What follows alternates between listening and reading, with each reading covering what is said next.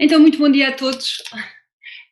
Queremos agradecer aqui a vossa presença neste primeiro episódio que vai ser, neste primeiro encontro que reflete o programa de inovação organizado pelo Nest, que tem por nome Mind the Tourism, Mind Your Footprint, Mind Your Health, e que culmina num esforço de várias iniciativas em torno da sustentabilidade, que vão desde talks a roundtables e que vai culminar num hackathon que vai despoltar soluções, então, que giram em torno da sustentabilidade. Muito bom dia, sou António Vasconcelos e represento a Planeteers.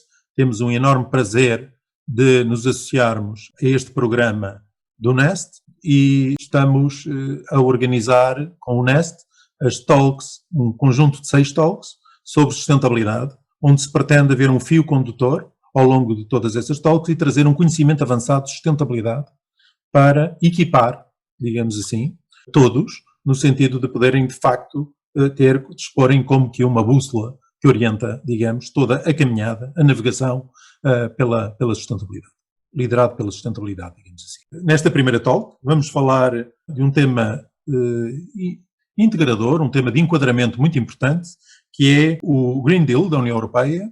Green Deal esse que representa uma estratégia com grande ambição e que coloca claramente a União Europeia na linha da frente da caminhada em direção à descarbonização e em direção, digamos, à sustentabilidade.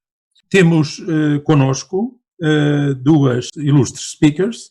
A primeira é a Helena Freitas. A Helena é professora, possui um doutoramento em Biologia e detém a cátedra Unesco em salvaguarda da biodiversidade para o desenvolvimento sustentável. É professora de Ecologia, foi vice-reitora da Universidade de Coimbra e é coordenadora do Centro de Ecologia Funcional.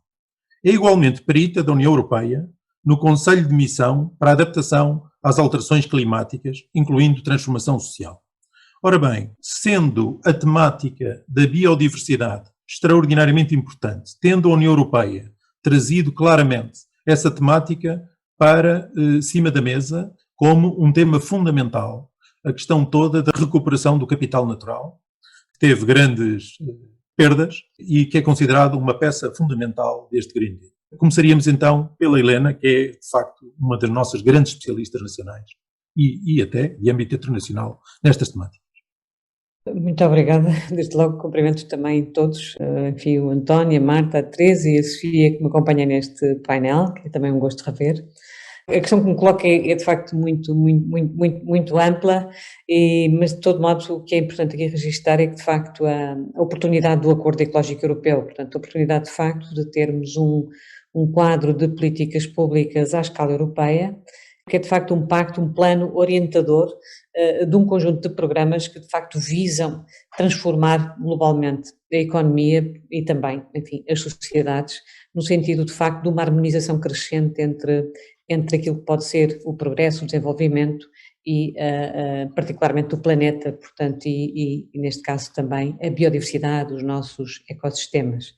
E, portanto, isto é de facto uma oportunidade extraordinária de encontro, de convergência de um quadro de políticas de investimentos e, portanto, e de orientações técnicas que, em princípio, desejavelmente nos vão de facto agregar à escala global e eu espero que este pacto europeu, enfim, em função também da sua força e da capacidade que tiver para mobilizar os agentes e a própria iniciativa privada, portanto, quando refiro às políticas públicas porque de facto é importante que elas sejam, digamos, indutoras dessa mudança, mas evidentemente que precisamos de todos, precisamos das empresas, precisamos dos cidadãos para construir de facto esta dinâmica transformadora da sociedade.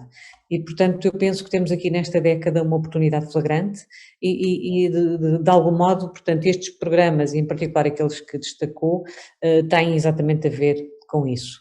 Mas também acontece porque, de facto, estamos numa situação dramática, portanto, estamos num quadro também de degradação planetária, que, enfim, que de algum modo a pandemia também nos reforçou e chamou mais, de facto, a atenção das pessoas, porque realmente percebemos que há uma situação disruptiva no quadro dos nossos ecossistemas, portanto, de facto, da biodiversidade, portanto, a pressão sobre a biodiversidade é claramente excessiva e é inaceitável, portanto nós não podemos continuar a perspectivar um desenvolvimento sem atender, sem colocar de facto a conservação da natureza no centro da nossa atividade, portanto de facto não há economia sem de facto respeitarmos os chamados limites planetários e portanto esta é um dos grandes sinais do Pacto Ecológico Europeu e talvez o mais importante é esta decisão de colocar de facto a natureza e o respeito pelos limites planetários no centro do desenho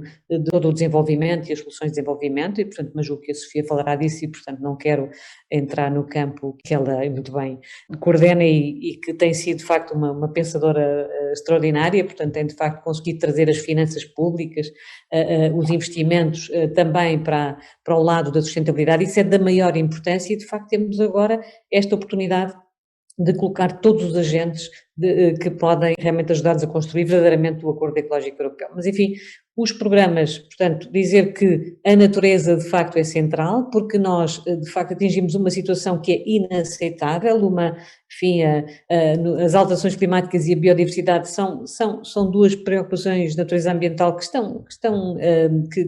funcionam em simultâneo, portanto não podemos resolver uma sem a outra, não resolveremos nunca as alterações climáticas sem cuidarmos da biodiversidade e vice-versa, portanto este é o grande sinal do Pacto Ecológico Europeu. Concretamente, há um conjunto de programas que nesta década terão a sua execução, portanto, e em particular eu destacaria, uma vez que também foi isso que me foi solicitado, a Agenda para a Biodiversidade 2030, de facto a Agenda Europeia que podemos dizer que é ambiciosa, que é estruturante, que é mobilizadora, portanto, realmente a perspectiva de podermos de facto colocar e desejavelmente também contaminando outras instituições e outras organizações globais, particularmente as Nações Unidas, vamos conseguir conseguir atingir um nível de proteção da biodiversidade na ordem dos 30% em terra e em mar.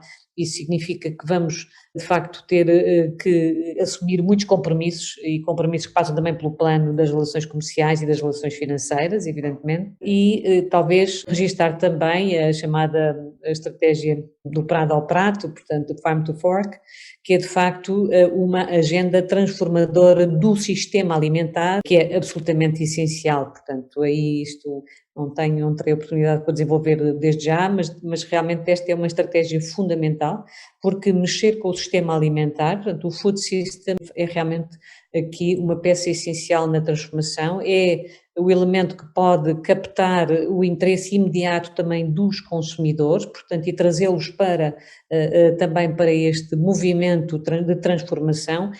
O grande problema, e como penso que de alguma maneira acabo por dizer ao trazer tudo isto, é que realmente nós estamos perante uma transformação imensa, portanto sistémica, radical, e que é muito exigente, é muito complexa, e portanto é talvez esse o problema principal, porque na verdade nós não temos os nossos modelos de governança ajustados a esta complexidade e a esta necessidade de transformação de natureza sistémica, como dizia. Mas, de todo modo, temos um conjunto de programas que são tecnicamente bem estruturados, que são orientadores, de facto, dos investimentos, das nossas grandes opções, temos indicadores, temos metas, vamos ter que as atingir. Evidentemente que o grande chapéu de tudo isto é a Agenda 2030, a Agenda para o Desenvolvimento Sustentável das Nações Unidas e os seus 17 Objetivos para o Desenvolvimento Sustentável, mas, de facto, nestes programas temos objetivos, enfim, posso nomear alguns, evidentemente, na Agenda da Biodiversidade já o mencionei, a ambição de termos 30% de facto dos ecossistemas terrestres, marinhos, aquáticos, enfim, salvaguardados, portanto, de alguma forma protegidos e, portanto, isto temos que ser intransigentes, porque de outra forma não vai ser possível e mesmo assim estaremos sempre a perder. No plano da estratégia Farm to Fork é de facto uma nova orientação, portanto, para um consumo que é um consumo de proximidade, que é um consumo que tem mais atenção também às questões da saúde dos ecossistemas e não apenas a nossa, portanto, ao reduzir a utilização de pesticidas, portanto, com metas também a esse nível, com metas para começarmos a incorporar mais agricultura sustentável, agricultura biológica no quadro das soluções de desenvolvimento, mais tecnologia, mais inovação também para nos ajudar a ser mais eficientes na forma como produzimos, portanto, e de facto uma produção também mais próxima das pessoas. Enfim, de forma muito genérica, para também não monopolizar a nossa conversa hoje, era isto que eu queria dizer. De facto, temos uma agenda ecológica europeia que coloca a natureza e os limites planetários no centro das nossas decisões, dos nossos investimentos, das nossas políticas públicas, e eu penso que isto é, de facto, uma agenda muito radical, muito mobilizadora, assim tenhamos, de facto, capacidade de assegurar e de aderirmos, de facto, porque ela seguramente que resultará numa agenda global, que é o desejável, porque evidentemente que a Europa não pode ter um acordo ecológico que fique dentro das nossas fronteiras. Nunca teremos sucesso à escala global se não conseguirmos, de facto, que este acordo tenha também expressão no plano das relações comerciais internacionais e também, evidentemente, na própria adesão de outros grandes países, que são grandes players globais, de facto, para conseguirmos realmente uma transformação tão importante. Enfim, nós estaremos na transformação em direção à nova civilização, que será necessariamente uma civilização ecológica, portanto, é de facto uma civilização que sabe viver de forma harmoniosa, portanto, na relação entre todos os seres vivos. É a grande mensagem, terminava com esta mensagem, que é de facto, não é por acaso que se chama um acordo ecológico, porque a ecologia é exatamente isso, é o estudo da casa, é cuidar da casa e, portanto, é existirmos em relação, percebermos que somos em relação, e quanto maior for essa harmonia também, melhor viveremos e saberemos também respeitar-nos uns aos outros. Isto é, de facto, uma narrativa no sentido da paz e por isso também é tão importante para o mundo. Muito obrigado, Helena, por esta abertura tão importante, a partir de um tema colocado, de facto, de forma central, como fundamental, e não apenas, digamos, uma visão desgarrada, onde eventualmente se trataria tudo a partir, por exemplo, das meras, entre aspas, alterações climáticas ou questões de emissões. De facto, existe uma realidade mais complexa e tudo está interligado, como de alguma forma a Helena disse. Eu passaria agora para a Sofia Santos. A Sofia Santos é autora, consultora e economista especializada em sustentabilidade e financiamento sustentável. Tem mais de 2 décadas de experiência profissional em organizações internacionais e portuguesas, como a Merrill Lynch, Reuters, Bloomberg, INE e CELPA. É fundadora da Sustentare e da Systemic Sphere, foi secretária-geral do Conselho Empresarial para o Desenvolvimento Sustentável e foi especialista técnico em finanças sustentáveis no gabinete do Ministro do Ambiente e da Transição Climática. Trabalha como agente de mudança nas organizações, sendo consultora do Green Climate Fund das Nações Unidas para a região da África e leciona sustentabilidade no IDF-ISEG e na nova SBE. Bom dia, Sofia. De facto, como a própria Helena já fez aqui uma certa passagem de testemunho, há aqui toda uma riqueza de enquadramentos, os assuntos estão todos ligados e existe um ângulo que, obviamente, a Sofia será melhor do que ninguém para interessar, que é o outro lado da moeda, digamos, dos projetos e dos investimentos, é o próprio financiamento dos mesmos. Mas a riqueza do trabalho e do conhecimento da Sofia permite, digamos, tocar os dois lados da moeda. Vamos ouvir um pouco a Sofia. Bom dia, antes de mais, obrigada pelo convite. Também é um prazer estar aqui com a Helena Freitas. Mais uma vez nos encontramos virtualmente. Em breve esperemos que não seja só virtualmente.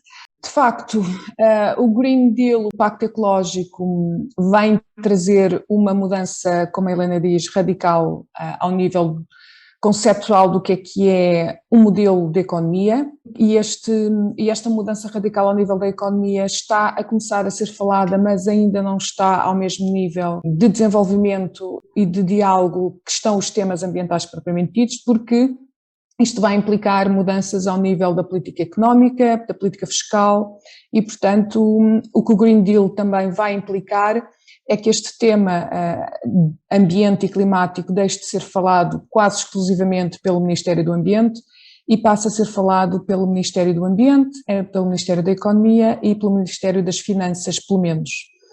Isto porquê? Porque a componente fiscal tem um papel fundamental, porque como estamos numa fase de transição, de mudança de uma economia com base em combustíveis fósseis, que foi assim que nós crescemos, e que agora se pretendemos mudar, porque precisamos de mudar, precisamos de baixar a potencial aumento da temperatura do planeta, porque se não o fizermos teremos desastres ambientais que os próprios cientistas não conseguem antecipar e, portanto, os países não se conseguem preparar para todos os cenários possíveis.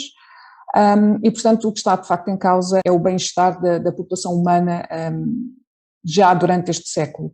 Para que, no fundo, a população humana no planeta consiga continuar a viver com qualidade durante este século, é de facto necessário baixar as emissões de CO2, isso por um lado, e por outro lado, obviamente, baixar o impacto negativo que se tem ao nível dos serviços de ecossistemas, e quanto mais alterações climáticas tivermos, mais são afetados os serviços de ecossistemas, e, portanto, isto tudo está relacionado, quanto mais afetado teremos os serviços de ecossistemas, menos matérias-primas teremos para a indústria, mais necessidade se terá de recorrer a produtos industriais e isso terá ainda mais impacto. Portanto, isto é um ciclo desvirtuoso no sentido que se não agirmos depressa isto começa tudo a correr muito mal, muito rapidamente. Por causa disso, a linguagem tem de passar de ser apenas ambiental para passar a ser empresarial e financeira. Não há dúvida que se os fluxos de capitais não estiverem alinhados com os objetivos ambientais, nós podemos ter um Green Deal fantástico e depois temos uma economia que não é fantástica. O tema de alinhamento dos fluxos de capitais com os temas do ambiente já estão na agenda há muitos anos, pelo menos como referência desde 1992, quando as Nações Unidas criaram o Finance Initiative, portanto a área das Nações Unidas, a UNEP-FI, dedicada aos temas do financiamento sustentável, mas já antes disso este tema existia na agenda e na Europa apenas em 2018 existiu finalmente o lançamento do Plano de Ação para financiar um crescimento sustentável, que na altura ainda foi preciso colocar este nome, financiar um crescimento sustentável, em 2018, o que significa que nós demorámos muito tempo a conseguir ter o espaço dentro do setor financeiro para começarmos a falar destas matérias. E porquê? Porque, de facto, vamos lá ver, infelizmente ou felizmente, não vou emitir uma opinião, mas as atividades económicas e a dinâmica do mundo baseia-se na troca e no dinheiro. Na troca de bens, na troca de trabalho, em troca de dinheiro. E, portanto, ou o dinheiro está alinhado, ou então não há qualquer tipo de política ambiental que valha. E acho que isso já se percebeu, até porque se nós já temos políticas ambientais a nível europeu há bastante tempo e em Portugal também, até decorrente das obrigações europeias, também já temos há algum tempo, e a nível mundial, Estados Unidos, enfim, existe uma política ambiental há bastante tempo e há muitos anos que os cientistas nos têm alertado para o impacto das alterações climáticas. O que é facto é que na zona do Mediterrâneo a temperatura já, e em Portugal, onde nós estamos, a temperatura média face à data pré-industrial, 1780, já aumentou 1,5 graus, que é aquilo que o Acordo de Paris pretende que a temperatura não aumente mais no final deste século. Portanto, o que é que eu estou a tentar dizer? Que de facto a urgência é premente, o setor financeiro tem estado ausente desta discussão e nos últimos 3 anos tem sido chamado para esta discussão. A nível europeu tem sido chamado com uma aceleração que não estavam à espera. Aliás, amanhã entra em vigor a primeira regulação europeia sobre o investimento sustentável, em que obriga um conjunto de players do setor financeiro, fundos de investimento, private equities, a reportar como é que estão a incluir, qual é a política de investimento sustentável que têm e como é que estão a incluir os temas ambientais, sociais e de governance na análise de risco e nas suas carteiras. Portanto, isto entra em vigor a partir de amanhã. E esta regulação tem várias datas, portanto, obviamente está a começar de uma forma soft, há um primeiro momento amanhã, há outro momento depois de junho e há outro momento depois de janeiro de 2022, sendo que já está também em processo de desenvolvimento uma outra regulação que tem a ver com os rácios prudenciais e com os rácios de capital dos bancos que vão estar associados aos riscos ambientais e sociais da sua carteira de empréstimo. Portanto, se por um lado a banca esteve afastada de todo este processo desde sempre, os últimos 2 anos ao nível europeu carregou-se no acelerador, este ano muita coisa vai acontecer e o setor financeiro está a ser obrigado a começar a incorporar de facto os riscos ambientais, sociais e de governance, mas estamos a começar pelos riscos ambientais, está a ser obrigado, induzido a incorporar os riscos ambientais quando empresta dinheiro. E portanto, desta forma eu acho que se isto funcionar bem, que eu não sei se vai funcionar bem, se isto funcionar bem, poderemos conseguir acelerar este processo e o Pacto Ecológico conseguirá encontrar financiamento necessário. mas só se funcionar bem. E como eu referi, eu não sei se vai funcionar bem porque o setor financeiro não tem na sua gênese a criação de um impacto positivo ambiental. O setor financeiro não teve originalmente como propósito estar alinhado com as políticas, com qualquer tipo de política, muito menos com políticas ambientais. E o que se está a colocar agora em cima da mesa, e o que a Comissão Europeia quer, e os objetivos que estão expressos no seu plano de ação para promover este financiamento sustentável, é alinhar os fluxos de capitais com a sustentabilidade, incluir o risco ambiental e climático quando se está a conceder empréstimos e apostar na transparência e no longo prazo. Ora, o setor financeiro atualmente não é nada disto. E é isto que se está a pedir, uma mudança radical daquilo que é o propósito do setor financeiro. Ora bem, o setor financeiro é dos maiores setores a nível internacional, é o que gera e o que faz circular mais dinheiro per si, e é aquele que tem um maior impacto ao nível do desenvolvimento das economias, logo do PIB, logo da criação de emprego, e, portanto, sendo a máquina e o monstro que é, não se vai conseguir mudar de um dia para o outro. Por outro lado, isto que nós estamos aqui a falar, estas exigências, neste momento, ainda estão só a nível europeu, não sendo claro a nível europeu sequer se, de certa forma, a Europa também está a dar os primeiros passos nisto, mas não é claro a nível europeu, em nenhum documento, se, por exemplo, a Europa vai aplicar estas regras da dita taxonomia, ou seja, de que todos os investimentos têm de cumprir com determinados objetivos ambientais. Não há nada escrito que dê indicações de que todos os investimentos a nível europeu, ao nível do desenvolvimento, por exemplo, também estarão alinhados com isto. E isto eu acho que é fundamental. Quer dizer, nós estamos a falar da COP26, estamos a falar agora que é preciso mais financiamento climático para os países em desenvolvimento, que o dinheiro não chega lá. Nós, a nível europeu, temos este maravilhoso contexto, que é o Green Deal, sem dúvida, este maravilhoso contexto que é, de facto, temos estas regulações e esta ambição de transformar o setor financeiro num setor financeiro preocupado e catalisador de uma economia verde. Independentemente de, ao nível técnico, isto ainda está feito de forma muito confusa e com muita dificuldade de implementação, mas esse é outro problema, portanto não vamos falar agora do parafuso, entre aspas, vamos falar agora da ambição. Estas duas ambições, o Pacto Ecológico com a Estratégia de Financiamento Sustentável, que está para sair em breve a nível europeu, uma nova versão, é fundamental, são dois ativos que nós temos a nível europeu. Não está claro ainda se estes dois alinhamentos estarão incluídos em todos os financiamentos que a Comissão Europeia fará aos países em desenvolvimento e em todos os financiamentos que a Comissão Europeia fará aos Estados-membros. Está subjacente ao nível até do próprio plano de resiliência e consegue-se ler nas entrelinhas, não está explícito, mas de vez em quando aparece lá uma linha que diz, mesmo no plano de resiliência, que diz os investimentos têm de estar alinhados com a taxonomia. E o que é a taxonomia? É uma outra regulação que ainda não saiu propriamente dita, quer dizer, o detalhe ainda não saiu, já saiu a regulação, mas não saiu o ato delegado, que define o que são atividades ambientalmente sustentáveis e que os bancos terão de começar a classificar e que, na realidade, todas as atividades vão começar a ser classificadas. Nós vamos ter de começar a classificar cada atividade se ela é ambientalmente sustentável. E o que é uma atividade ambientalmente sustentável no enquadramento da regulação europeia? É uma atividade que contribui para pelo menos um dos seguintes 6 objetivos: mitigação climática, adaptação, economia circular, biodiversidade, salvaguarda dos bens e dos ecossistemas marinhos e diminuição da poluição. E não pode danificar substancialmente nenhum destes 6.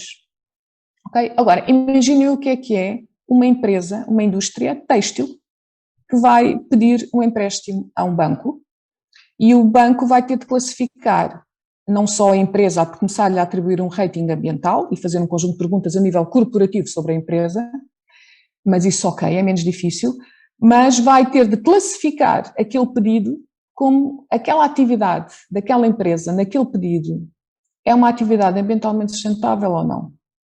E os seus rácios prudenciais vão estar associados a isso. Portanto, quanto mais ambientalmente sustentável for, menos capital tem de reter porque está a emprestar a um projeto que não tem tanto risco. Quanto menos ambientalmente for, significa que o projeto tem maior risco e, portanto, eu vou ter de reter mais capital. Agora, imaginem o que é isto acontecer num setor financeiro que não tem engenheiros do ambiente, que não tem biólogos no departamento de risco, ok? Não tem porque isto é novo, isto não se aprende nas escolas e, portanto, é todo este um grande desafio. Só para terminar e não deixar só a ênfase no setor financeiro, as grandes empresas já há alguns anos têm a obrigatoriedade de reportar os chamados relatórios de informação não financeira, portanto os riscos ambientais e sociais e o que vão fazendo. Existe uma diretiva que explica o que é que devem reportar. Essa diretiva também foi revista e a qualquer momento estamos à espera que a nova diretiva saia, e uma coisa que nós sabemos é que nesta nova diretiva as grandes empresas, pelo menos as grandes empresas cotadas em bolsa de interesse público ou de interesse público com mais de 500 colaboradores, terão de reportar o seu volume de vendas CAPEX e OPEX que está alinhado com a taxonomia. E portanto vamos ter uma Galp, uma EDP, uma NOS, etc., que vai ter de reportar no seu turnover qual é a percentagem daquele turnover que está alinhado com estes tais 6 objetivos que eu vos referi e que não modificam de forma significativa nenhum deles. E vão ter de dizer qual é o volume de vendas, a percentagem do volume de vendas, a percentagem do investimento e a percentagem dos custos operacionais. Isto só para começar. E é expectável que o reporte que venha a ser exigido na revisão da próxima diretiva de informação não financeira seja bastante mais exigente, nomeadamente que venha pedir que todas as empresas comecem a divulgar o âmbito 1, 2 e 3 das emissões de CO2 e, eventualmente, que também comecem a divulgar alguma informação sobre potenciais cenários que façam internamente perante algo que nós sabemos que vai acontecer, que é, nós sabemos que pelo menos a temperatura vai aumentar 1,5 grau, se tudo correr bem. E então, se tudo correr bem, a temperatura só aumenta 1,5 grau, é esta a única certeza que temos, e é um cenário positivo, então é pedido também às grandes empresas que digam aos investidores como é que isto vai afetar o seu negócio. Grandes empresas e setor financeiro, porque se durante a segunda metade deste século a temperatura aumentar pelo menos 1,5, isso vai ter impacto em Portugal em vários setores.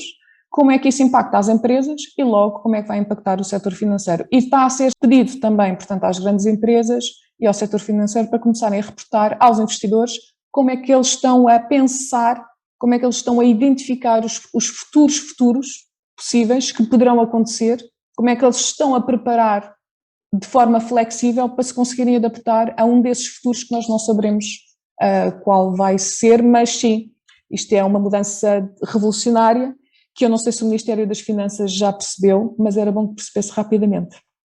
Fantástico, Sofia. Penso que foi colocado o dedo na ferida em coisas muito, muito importantes. Aliás, é muito curioso, devo comentar que o assunto ainda é mais complicado do que a Sofia o trouxe para cima da mesa, porque acabei de participar com colegas no centro da Europa, designadamente na Alemanha, Holanda, etc., num grande survey, mais de 50 médias grandes empresas europeias, algumas de grande nomeada, e a principal conclusão é que há uma falta de uma linguagem comum de sustentabilidade.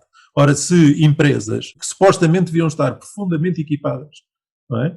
Em termos de uma linguagem business capaz de acomodar outras disciplinas, não têm uma boa linguagem comum, não têm uma verdadeira estratégia. Aliás, surpreendeu-me porque chegámos ao ponto de concluir que não têm sequer sistemas de reporting que eu pensei que eram totalmente standard e não são, estão com níveis de utilização muito baixos. E, portanto, de facto, há aqui uma complexidade que é, estes temas são de natureza sistémica, são transdisciplinares, e não é por acaso que temos hoje aqui um diálogo fantástico entre uma bióloga e uma economista, porque, de facto, mesmo em termos do sistema de ensino, existe o problema de conjugar e articular disciplinas completamente diferentes e trazer a ciência para cima da mesa dos negócios.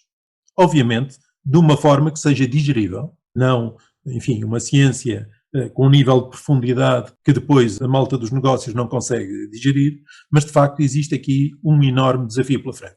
E os próprios sistemas de ensino têm que se articular e ser transdisciplinares e ser sistémicos. Desse ponto de vista, foi com muito gosto que tenho visto também a União Europeia a começar a exigir que os grandes projetos sejam todos de natureza sistémica e que tenham por base inovações concretas. São outros temas muito importantes. Bom, tudo isto para dizer que, de facto, estão lançadas aqui as bases de grandes desafios. E talvez fizesse aqui uma questão à Helena imediatamente, antes de passar aqui a palavra à Marta, que é até que ponto é que estes 30% são suficientes? Apesar de ser algo que parece ciclópico, não é? Sim. Cuidar de 30% dos sistemas marítimos e dos sistemas terrestres, do ponto de vista de natureza, parece algo absolutamente extraordinário. E, no entanto, a pergunta é, vamos a tempo, é suficiente? Eu agradeço imenso a sua pergunta, que é muito mais oportuna do que eventualmente pensará. Eu recordo-me que aqui há uns anos, talvez, um dos biólogos mais extraordinários que o planeta ainda tem, que já está nos 90, é o Edward Wilson, que era um professor em Harvard e é de facto um eminente biólogo. Se houvesse um prémio Nobel para a ecologia, ele certamente que os colecionaria.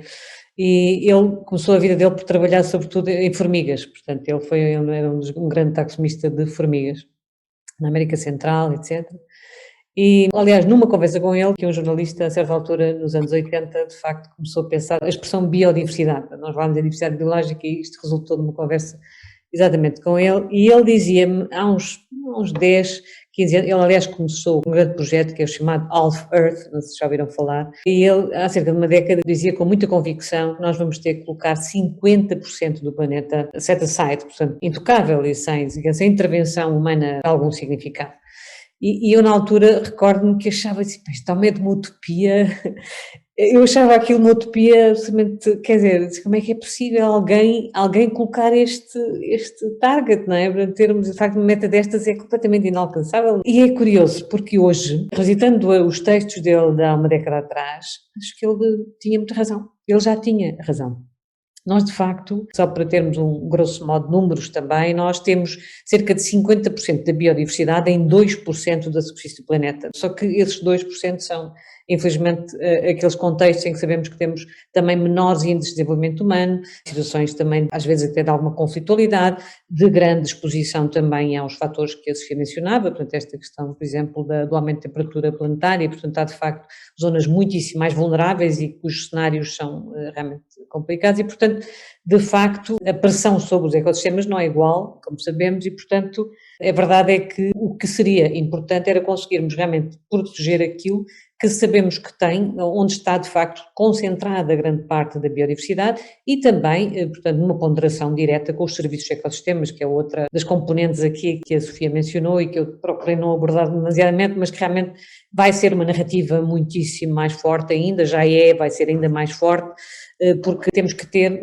no plano da convergência de linguagens, portanto, de facto, os serviços de ecossistemas acabam o capital natural, são terminologias e vocabulário que nós precisamos de trazer, de facto, para a discussão. Mas para dizer que nós hoje realmente temos este meta de 30%, que é uma meta que nos parece ainda assim também inalcançável, ou um objetivo muito complicado, mas vejamos, quer dizer, há outras ambições e porventura, daqui a muito pouco tempo estaremos a falar dos 50% do Edward Wilson. Mas enfim, os 30% são o que temos e, em boa verdade, não é assim tão irrealista, porque se pensarmos no caso português, por exemplo, enfim, considerando as áreas protegidas e também a Rede Natura 2000 e, portanto, aquilo que são, digamos, os territórios que nós temos de uma forma ou de outra consignados à conservação, nós já temos cerca de 20, 22%, não é? Portanto, para nós não parece ser um esforço assim tão grande e, portanto, até admito que alguns dos territórios que hoje consideramos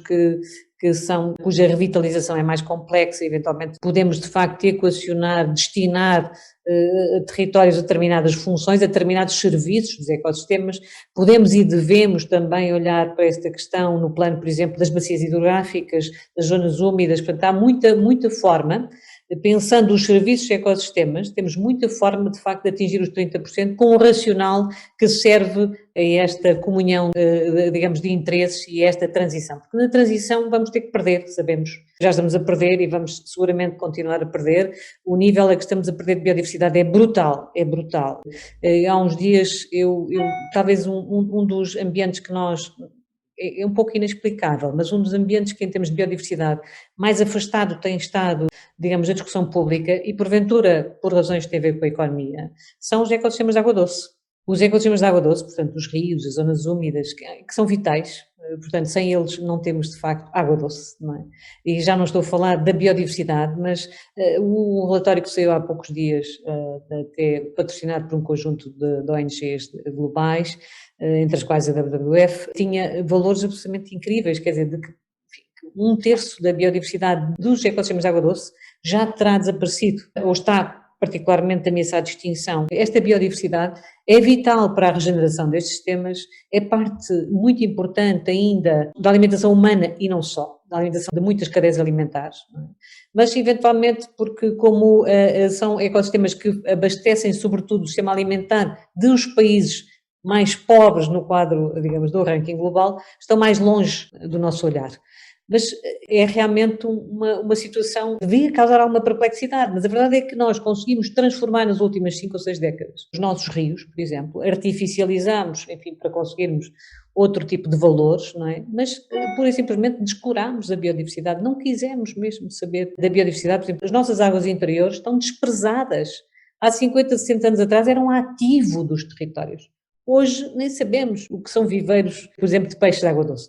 Quando, enfim, desejavelmente equacionarmos a bandeira, a meta dos 30%, o que temos que fazer é perceber aquilo que realmente deve ficar, não apenas, digamos, por inventários que se calhar não fazem sentido na linguagem dos mais convergente dos tempos, mas de facto aquelas que fazem sentido. E, por exemplo, faz todo o sentido olhar para a conservação ou para a biodiversidade dos ecossistemas de água doce na perspectiva da sua regeneração, que por sua vez determinará a disponibilidade futura, presente e futura, não é, da água doce para todo o sistema alimentar, não é?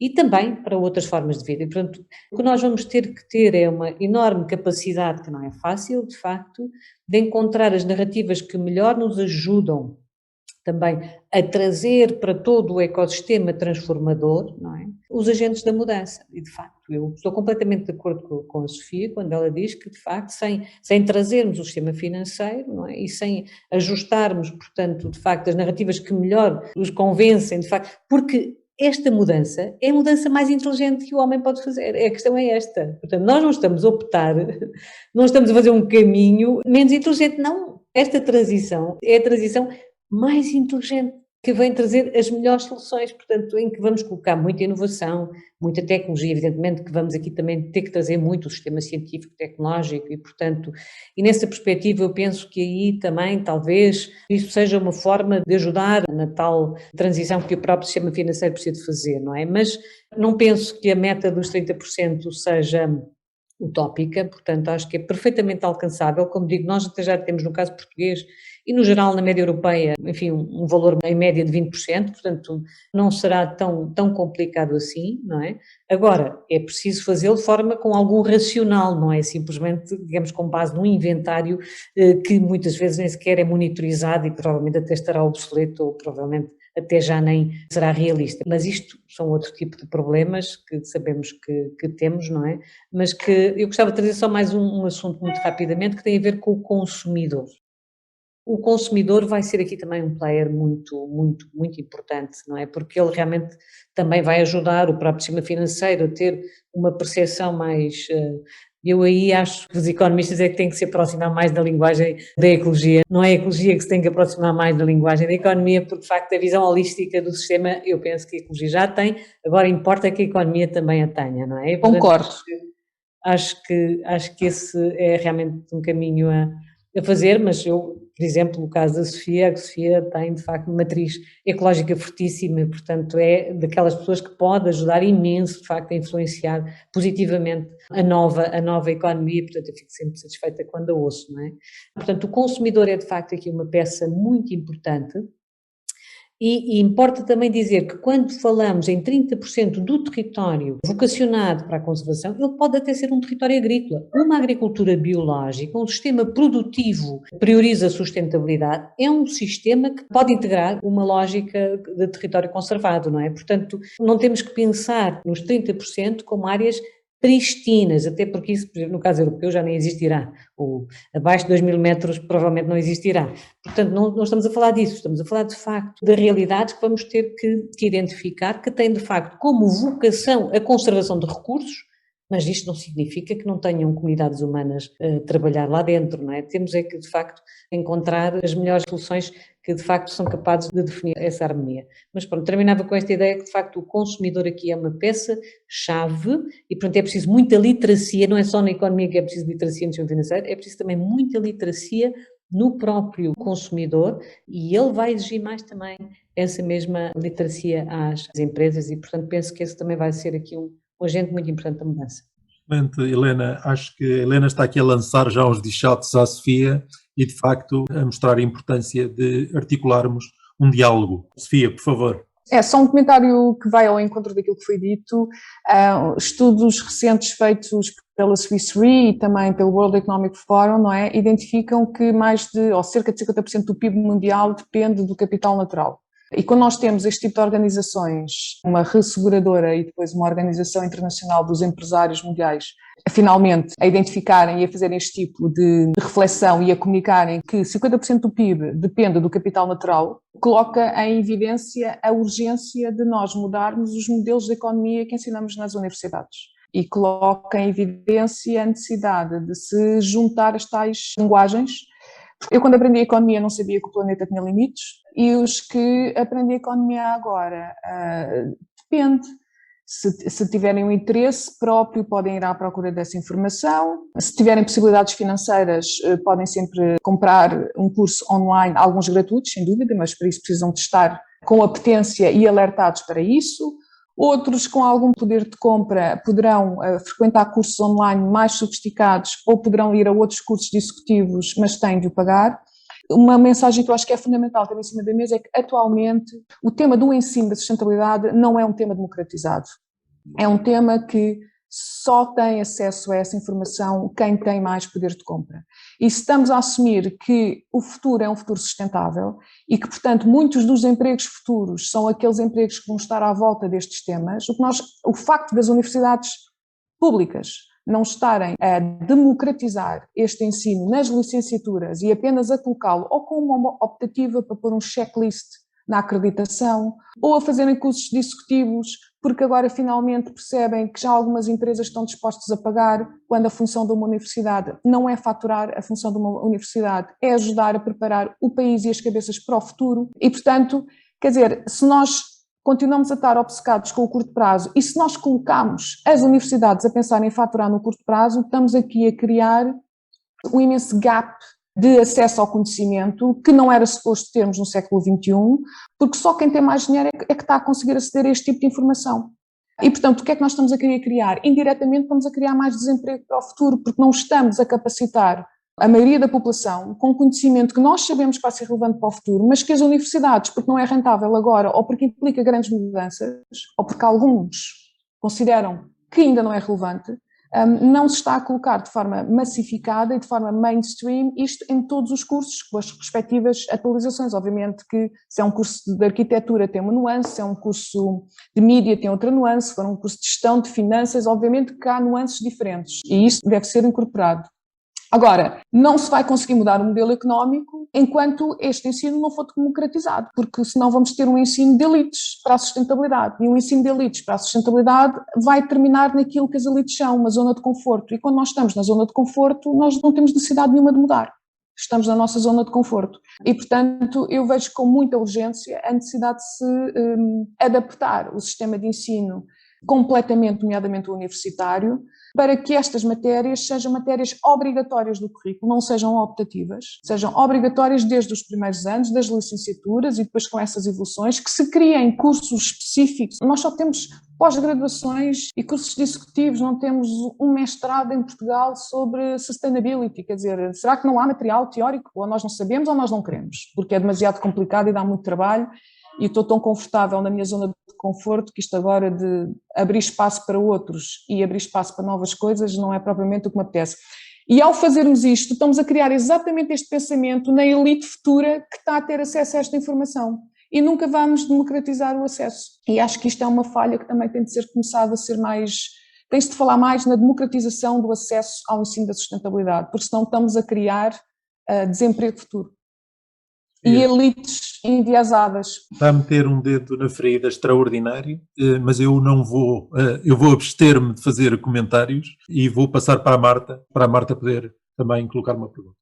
Eu vou mudar um pouco aqui o rumo da conversa, também pedir aqui à Sofia, esta pergunta também será orientada para a Sofia, e visto que nós estamos aqui a falar de uma agenda predominantemente transformativa, não é? Porque é isso que nós estamos aqui a falar, um tempo de grandes mudanças. Eu perguntava à Sofia como é que vê as declarações dos líderes de megafundos de investimento, como Larry Fink da BlackRock, por exemplo, a incentivar os seus CEOs, das suas participadas a investirem por via da sustentabilidade nos seus negócios. Ou seja, no fundo, até que ponto é que há aqui um grande paradoxo, visto que estes grandes investidores são também os mais poluentes, não é?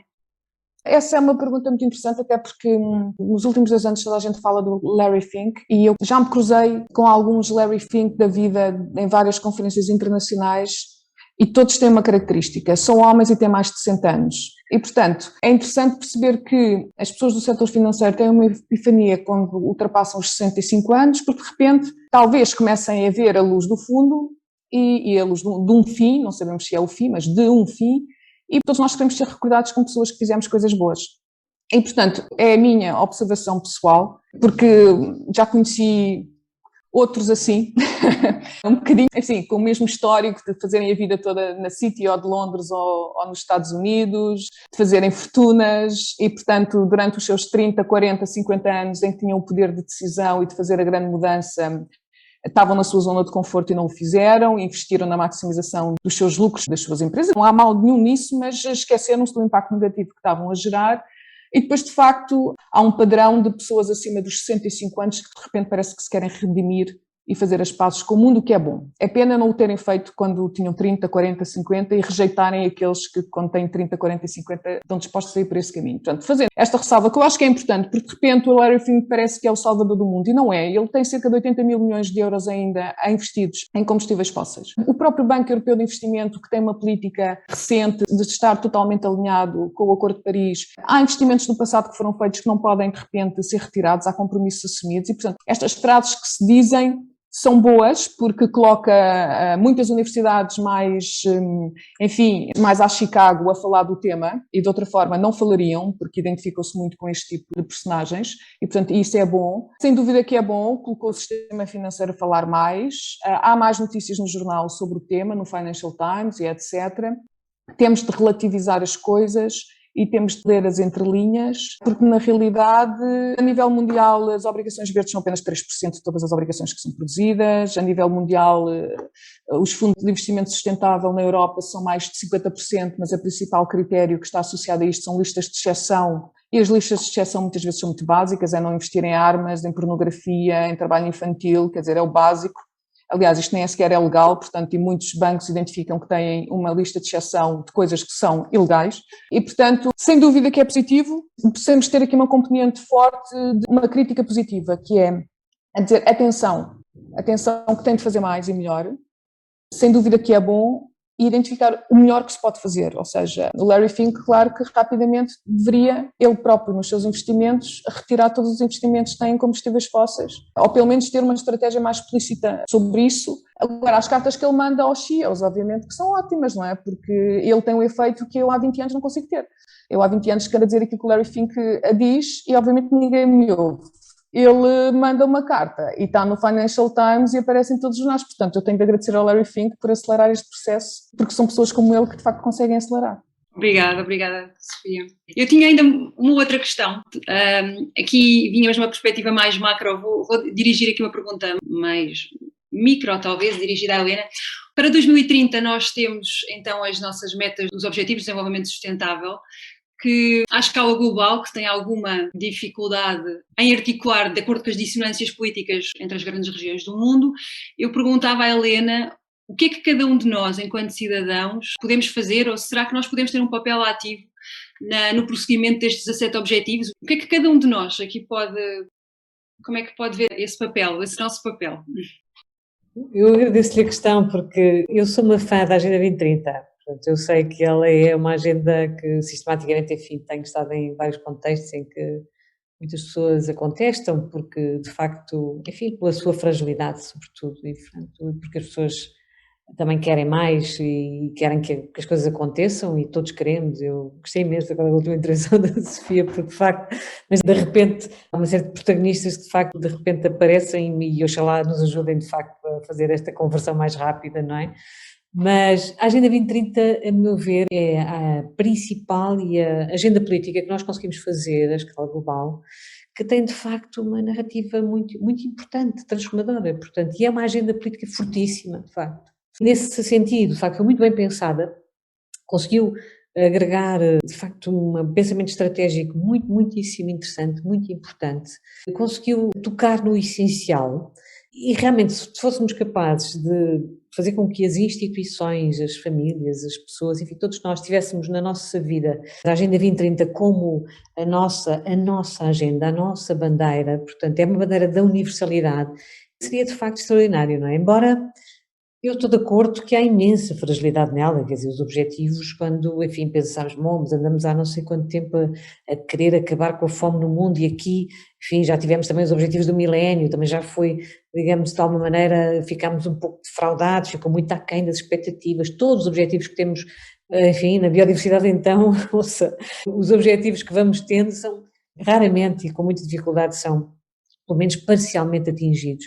Mas é muito importante termos uma agenda mobilizadora coletiva e mobilizadora no sentido, de facto, de uma agenda de paz, de uma agenda universal, de uma agenda que nos faz caminhar no mesmo sentido e ainda por cima numa lógica de parceria, portanto comprometendo de facto coletivamente a humanidade.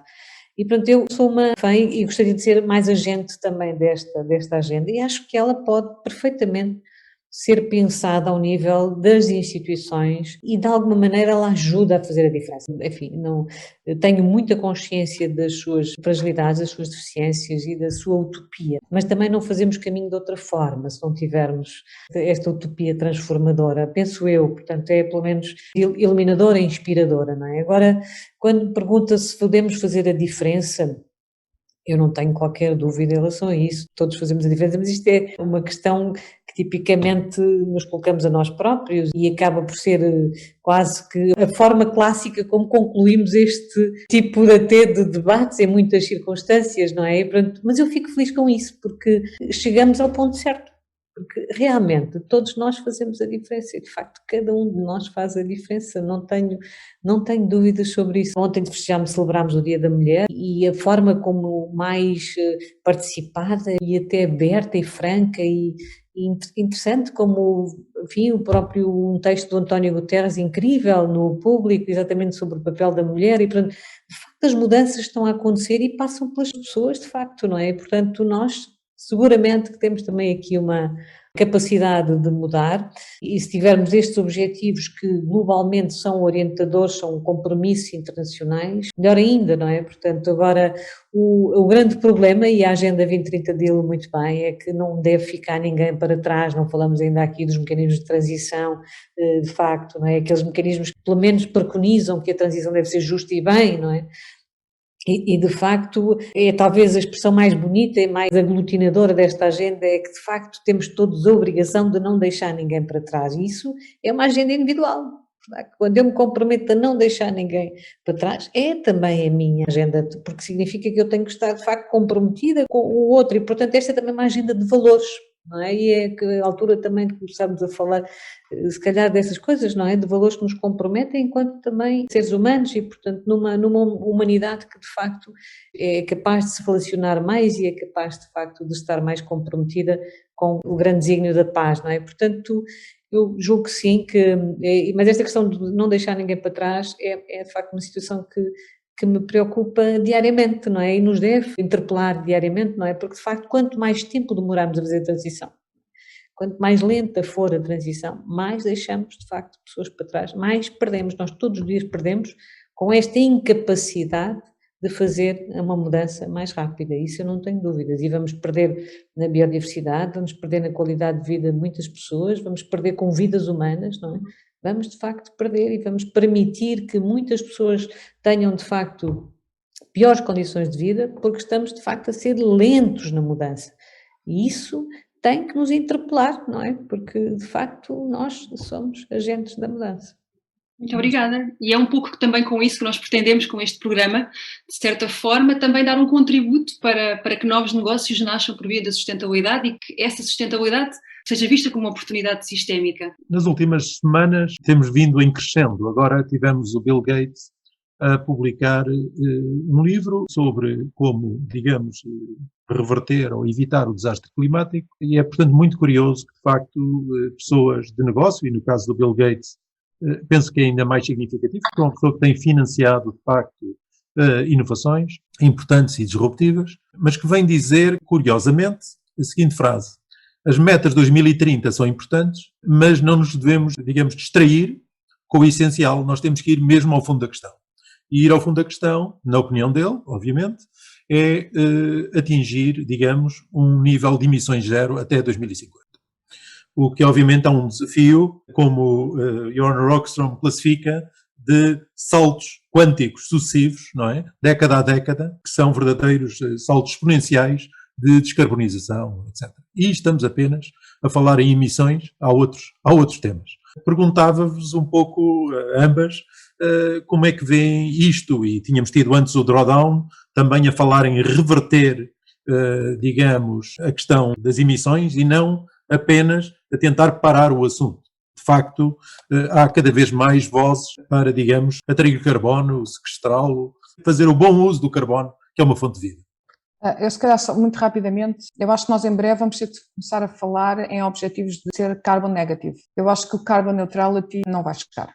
Recordar o que eu disse há pouco, não é? O Acordo de Paris, que tem como objetivo que os países sejam neutros em carbono durante a segunda metade deste século, o objetivo acontece para que a temperatura média do planeta não aumente mais do que 1,5. Okay? Atualmente já há zonas do planeta em que aumentou 1,5 e estamos em 2021. E este objetivo é até 2099, não é? Portanto, não vai chegar o Acordo de Paris de neutralidade carbónica. E agora, porque é que alguns países anteciparam para 2050? Obviamente porque toda a gente percebeu que a segunda metade do século é demasiado tarde. E, portanto, há algumas economias, enfim, que conseguem ter esse espírito para avançarem com a antecipação de 50 anos.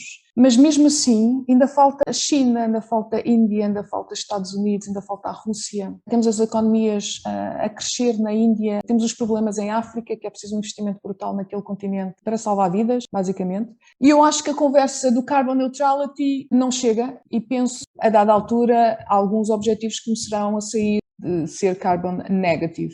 Lá está, é mais uma mudança quântica, mas nós estamos de facto a falar deste tipo de alterações. Não sei se vamos começar a ver empresas a dizer que vão ser carbon negative, não sei se vamos começar a ver países que vão ser carbon negative. Acho sinceramente que o carbon neutrality, it's not enough.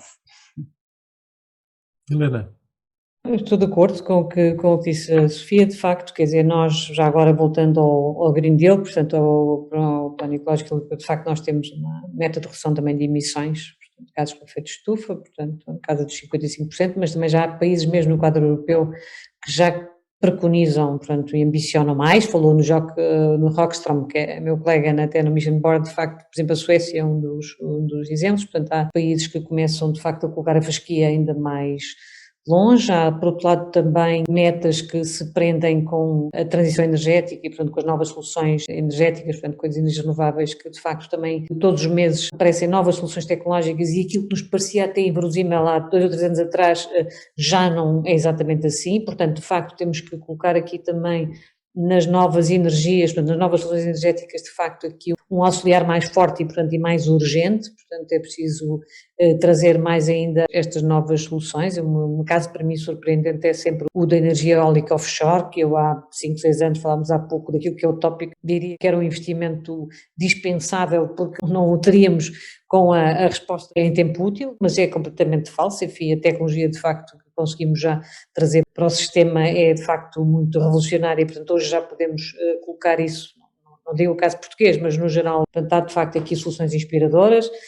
No plano também das chamadas soluções de base natural, portanto, as Nature-Based Solutions, portanto, que vão, sobretudo, nas cidades, portanto, as cidades eu penso que também vão ser aqui mais chamadas cidades, as grandes metrópoles, a terem compromissos mais, digamos, mais robustos também em termos do acelerar da descarbonização, como dizia a Sofia, reforçar de facto os solos também enquanto consumidores Isso é também uma área em que temos que aprender. Falou, enfim, eu julgo que foi o António que mencionava a questão do sequestro de carbono. Eu tenho até uma história curiosa a esse nível, só para dizer, porque de facto houve uma evolução extraordinária das narrativas. Nos anos 90, quando quis fazer um pós-doutoramento nos Estados Unidos, portanto, sobre sequestro de carbono em plantas, em Portugal disseram-me que não me davam a bolsa porque isso não era alterações climáticas.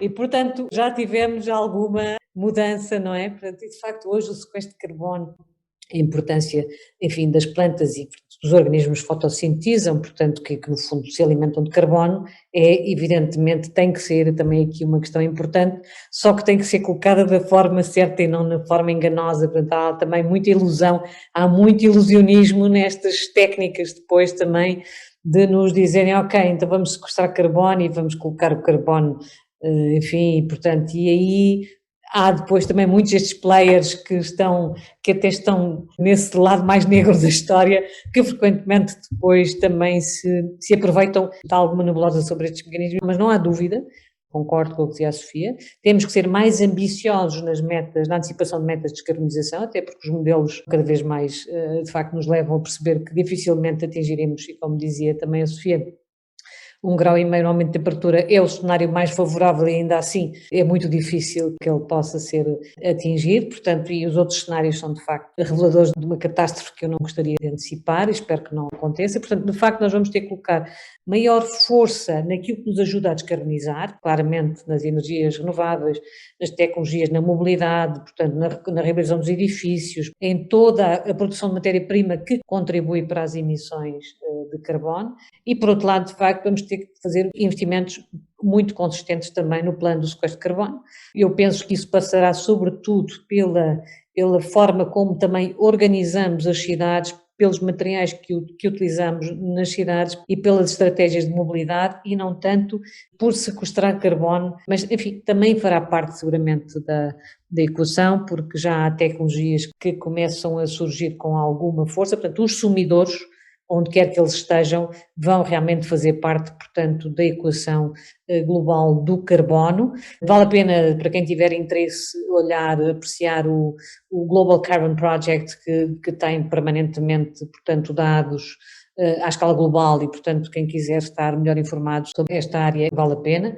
Portanto, eu penso que vamos de facto entrar numa década com uma profunda transformação e muitas soluções. A tecnologia vai nos ajudar muito, a ciência vai nos ajudar muito também neste processo, mas claramente, enfim, para concluir, como disse a Sofia, completamente de acordo, vamos ter que ser mais ambiciosos, de facto, nas metas, portanto, e vamos ter que conseguir, de facto, envolver mais à escala global os países que de facto hoje que são os contribuintes mais pesados para essas emissões de carbono, não é? Portanto, de facto, e ainda estamos a falar do carbono, hoje a ciência começa já a chamar a atenção para a questão do azoto, porque é uma preocupação muito grande que também já temos, e a questão do azoto tem outras implicações, não vamos evidentemente aqui falar sobre elas, mas também que nos obrigarão a mudar, algumas das mudanças que estamos a fazer, mas vamos também que ser mais ambiciosos na questão do controle, de facto, do azoto nos ecossistemas. Claramente as implicações também são tremendas.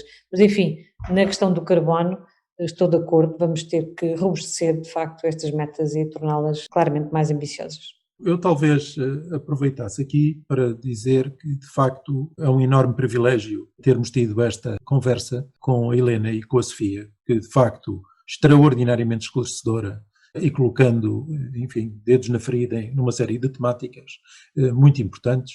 É uma hora que eu diria muitíssimo bem gasta por todos, até naquele equipar educativo de que a Sofia falava, que é absolutamente fundamental. Nós temos construídas estas talks para ir ao longo de toda uma narrativa e ir equipando as pessoas. É um grande desafio, chamava aqui a atenção disso, é um grande desafio que a Planeteers tem, é de equipar as pessoas com conhecimento sistémico e vir a tornar simples, prático e educativamente acessível aquilo que, digamos assim, se calhar é difícil e complexo e transdisciplinar. E, portanto, desse ponto de vista, a Planeteers tem um enorme encanto, prazer de estar, digamos, nesta série de talks com o Nest, exatamente porque o nosso objetivo é pegar em speakers de tanta qualidade, pessoas com conhecimento, com uma experiência nacional e internacional, como a Helena e a Sofia, adicionar líderes de conhecimento internacional, outros, lá fora e fazer esta ligação com ecossistemas em Portugal, sejam ecossistemas mais nacionais, como é o caso do turismo, ou a questão toda da internacionalização, ou outras, e começar a trabalhar com polos regionais. É fundamental irmos para as regiões e capacitarmos e ajudarmos a que esse pensamento transdisciplinar e sistémico venha, digamos, para os territórios. Assim esperemos que haja receptividade de todas as entidades, de próprias entidades científicas. Não é só a malta business. O próprio conhecimento científico tem que introduzir esse pensamento sistémico. E começarem a dialogar, digamos, o científico e o business têm que dialogar muito. E aí a Sofia tira umas palavras, é absolutamente fundamental. E, portanto, espero que esta sequência de 6 talks, que progressivamente irão explicar como endereçar estes assuntos. Esta foi absolutamente estrutural, mas seguiremos com o climate change, com carbon, traremos banda desenhada, traremos cartoons com conhecimento científico. E, portanto, chamo também gostava de desafiar a Sofia e a Helena a seguirem um pouco a ver de que forma é que pretendemos capacitar e teríamos o enorme prazer em virmos a colaborar mais com a Helena e com a Sofia. Muito obrigado. Em nome do Nesto, eu também queria agradecer a presença da Helena, da Sofia, que são tão grandes contributos aqui neste nosso programa. Como disse o António, nós nesta fase vamos ter aqui um conhecimento mais holístico de todos estes temas e depois, à medida que o programa vai avançando, vamos afunilando e vamos entrando mais dentro dos verticais do turismo, como seja o alojamento, ou restauração, eventos, enfim. Vamos depois entrar por pilares mais concretos. De qualquer forma, foi muito enriquecedor. Agradecemos imenso a vossa presença e esperemos que nos acompanhem ao longo desta jornada, que vai durar agora cerca de 1 mês e meio e que certamente terá muitos desenvolvimentos positivos. Obrigada. Obrigada também.